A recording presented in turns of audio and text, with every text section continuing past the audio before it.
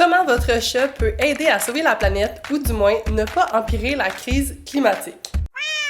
Si vous me connaissez, vous savez que l'environnement, c'est super important pour moi parce que oui, les changements climatiques, c'est vrai. Évidemment, je suis pas parfaite, mais j'essaie de faire des petites actions au quotidien pour minimiser mon impact environnemental et celle des autres êtres vivants dont je suis responsable. Heureusement, je possède beaucoup de plantes, alors ça se passe bien de ce côté-là, mais j'ai aussi un chat qui, lui, a pas encore appris à faire de la photosynthèse. Et si vous avez un chat, vous savez que son plus grand déchet, c'est sa litière.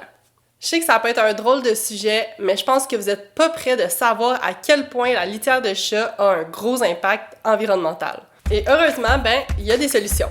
Fait que j'ai passé les dernières semaines à fouiller Internet pour comprendre leur impact environnemental, mais aussi leur performance et leur impact sur la santé des chats. Si on parle de litière, on n'a pas vraiment le choix de parler de litière d'argile.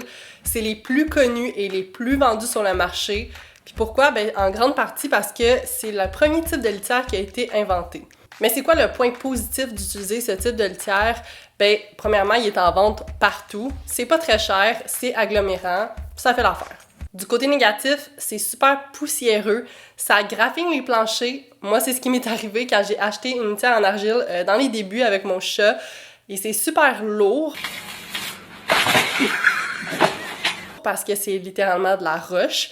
Mais surtout, il faut savoir que cette litière a des forts impacts environnementaux. Pour avoir de l'argile, on doit creuser dans le sol, donc on se retrouve avec des mines à ciel ouvert. Et le fait d'avoir une mine, ça affecte les sols.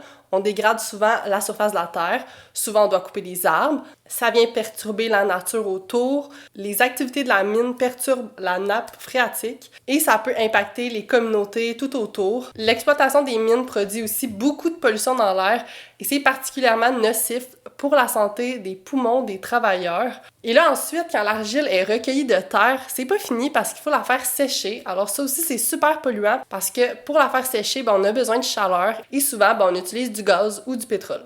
Il est estimé que la moitié de l'impact environnemental de l'argile vient de l'exploitation et de la production. I knew this was gonna be terrible, and you know what? It came out even worse than I thought. Et après avoir utilisé cette litière-là, on la met où? Dans les poubelles. Fait que là, ça augmente aussi le nombre de déchets qu'on produit, puis ça remplit les sites d'enfouissement. Bon, je sais pas pour vous, mais moi, ça me donne plus trop envie d'utiliser de la litière en argile. Il y a aussi la litière de silice qui existe et qui est composée d'un des matériaux les plus abondants sur la planète. C'est près de 30% de la croûte terrestre qui est faite de ce matériau. Et c'est aussi le même matériau qui est utilisé, dans les petits sachets, là, quand tu commandes quelque chose. Il y a toujours un petit sachet qui est écrit pour absorber l'humidité, puis n'est pas comestible, puis tout ça, c'est la même affaire, c'est ça. Ce qui est bien, c'est que c'est un matériau non toxique, c'est en forme de perle et à la surface, il y a plein de petits pores et c'est ça qui fait en sorte que les billes peuvent absorber environ 40% de leur poids en liquide. Ça a donc l'avantage d'être beaucoup plus léger que l'argile. C'est aussi un matériau qui arrêterait la croissance des bactéries et donc ça permet de prévenir des problèmes d'infection urinaire chez les chats. Fait que c'est vraiment cool. Par contre, contrairement à l'argile, c'est pas une litière agglomérante, ce qui veut dire que les billes vont absorber le pipi, mais on sera pas capable de trier la litière utilisée de la litière pas utilisée. Fait qu'à un certain point, il va falloir vider la litière au complet vu qu'on peut pas la trier. Et là, on la met où? Aux poubelles. Fait que là, on n'est pas vraiment mieux que l'argile côté production de déchets, parce qu'encore là, c'est pas un matériau biodégradable. Mais là, on n'a pas encore parlé de sa production. Et comme je vous ai dit, la silice vient du sol. Tout comme l'argile, elle doit être minée. You're joking. Not another one?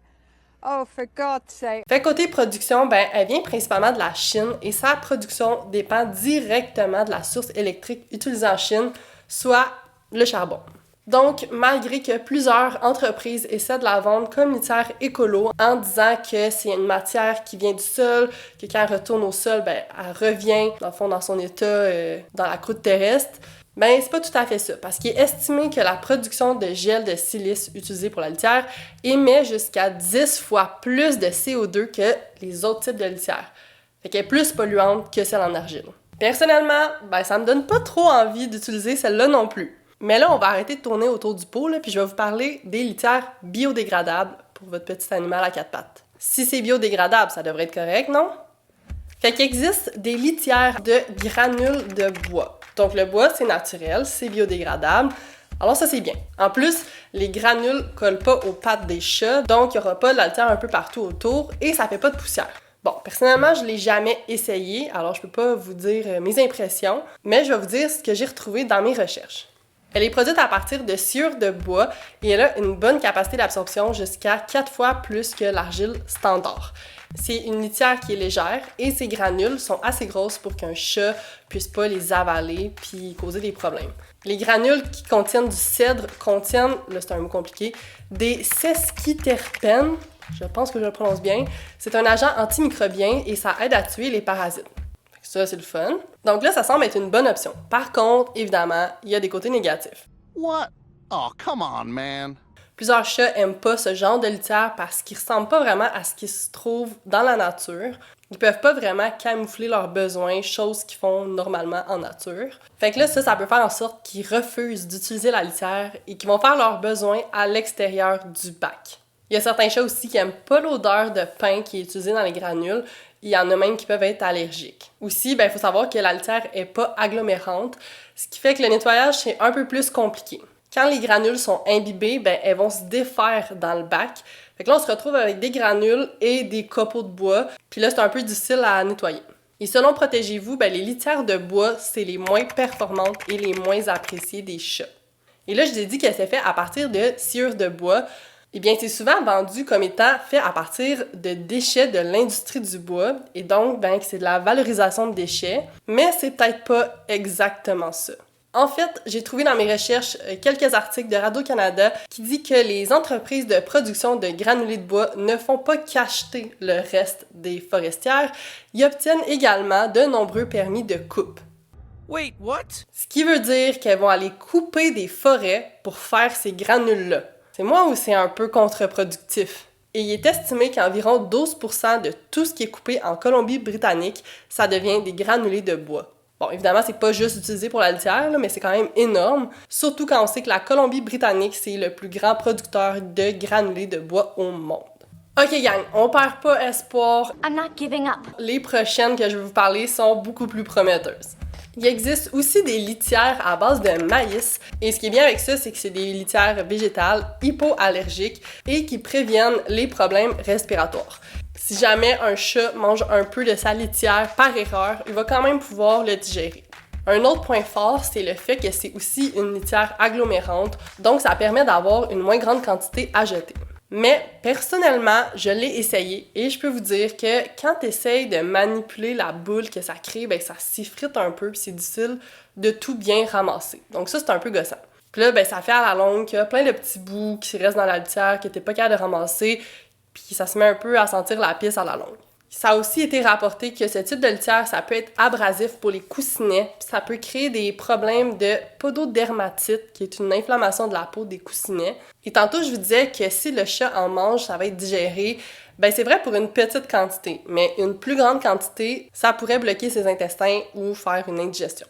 Et moi, ce que j'ai remarqué avec mon chat, quand je l'ai utilisé, c'est qu'il sort toujours de la litière remplie de poussière. Genre, mon chat, il est noir à la base et il ressort tout poussiéreux. Comme on le sait tout de suite quand il est allé à la litière parce qu'il vient nous voir, il vient se promener, puis là, on le voit, il y a des traces blanches dans le pelage. Ça doit pas être super agréable pour lui. T'sais, après, il doit tout se laver, se nettoyer, puis il mange la poussière de sa litière. Un peu ordinaire. Mais bon, en tant que tel, c'est quand même une bonne option quand on compare avec les autres. Et là, le dernier type de litière que je vais vous parler, c'est celui qui est à base de plantes de tofu. C'est un type de litière de plus en plus populaire parce qu'il coche pas mal tous les points positifs sans vraiment avoir de points négatifs. C'est une litière biodégradable qui provient des déchets du processus de fabrication de tofu. On fait donc de la revalorisation de déchets. Elle est agglomérante et très absorbante.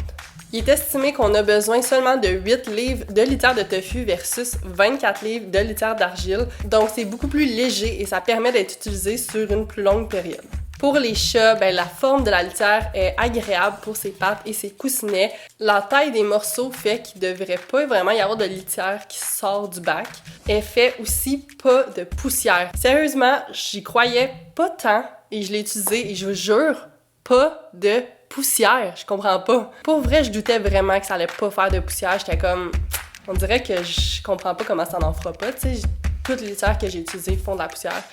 Et je vous jure, mon chat, il ressort de la litière, pas de poussière, j'ai aucun déchet autour de mon bac, j'en reviens pas pour elle. Fait que là, on a une litière qui est légère, sans poussière, sans inconfort pour le chat, qui est biodégradable, qui est agglomérante.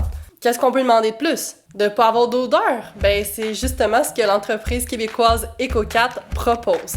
Puis ils m'ont envoyé des boîtes de litière pour que je les essaie avec mon chat. Pour faire la transition, c'est super bien expliqué sur le sac, alors faut juste le faire graduellement et c'est ce que j'ai fait et ça a marché. Personnellement, mon chat a eu aucun problème à faire la transition. Moi, j'ai vraiment remarqué la différence côté poussière, comme je vous disais, c'est fou. Et ça se ramasse super bien aussi. L'entreprise, qui est québécoise en passant, offre un format de 8 livres qui dure 1 mois et il offre la livraison directement chez vous. Alors même pas besoin de vous déplacer dans les commerces pour l'acheter. C'est justement ce poids léger qui leur permet d'avoir un modèle d'affaires pour la livraison à domicile, ce qui est quand même assez unique, mais si vous voulez l'acheter en magasin, ils offrent aussi le remplissage en vrac à certains endroits. Vous avez aussi le choix d'acheter un sac de litière pour tester ou vous pouvez vous prendre un abonnement pour pas vous casser la tête. Moi, je suis vraiment satisfaite et surtout mon chat aussi. Et en plus, le branding est juste trop cute, sérieux. Les petites illustrations sont tellement mignonnes, checkez ça! J'ai aussi eu la chance de rencontrer le fondateur de l'entreprise et je trouve que ça fait toujours plaisir d'encourager une entreprise locale et de pouvoir mettre un visage sur la personne qui a décidé de bâtir tout ça et de lancer ce produit. Alors c'est approuvé par Coralie. Mais bon, tout ça pour dire qu'au final, l'important c'est de trouver quelque chose qui fonctionne bien pour votre chat, qui ne compromet pas sa santé ni la vôtre et qui minimise son impact environnemental. Je vous laisse donc déterminer selon vous quelle litière vous convient le mieux. EcoCat. J'espère que vous en avez appris un peu plus sur le sujet et que cette vidéo vous a diverti. Et dites-moi en commentaire quel type de litière vous utilisez. Et si ma vidéo vous a donné envie de peut-être faire un choix différent, je vous mets aussi le lien du site internet de EcoCat en barre de description. Et sinon, nous, on se retrouve la semaine prochaine pour une nouvelle vidéo. Bye!